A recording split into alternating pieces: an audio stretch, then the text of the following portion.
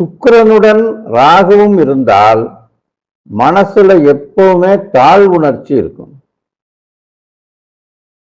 எந்த ஒரு செயல்பாட்டிலையும் திருப்தி இல்லாம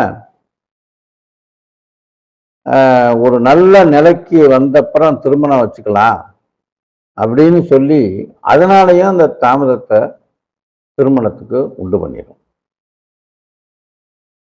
தகாத உறவுகளில் ஈடுபட்டு அதிலேயே மன திருப்தி அடைஞ்சுக்கிற மாதிரி கூட சில பேருக்கு உண்டு பண்ணும். திருமணம் தடைபட்டுக்கிட்டே இருக்கும். ராகு சிலருக்கு இந்த பிறப்புறுப்புக்கள்ல இந்த விரைப்பை வீக்கம், பெண்ணா இருந்ததுன்னா கர்ப்பப்பை கோளாறுகள், இந்த மாதிரிலாம்,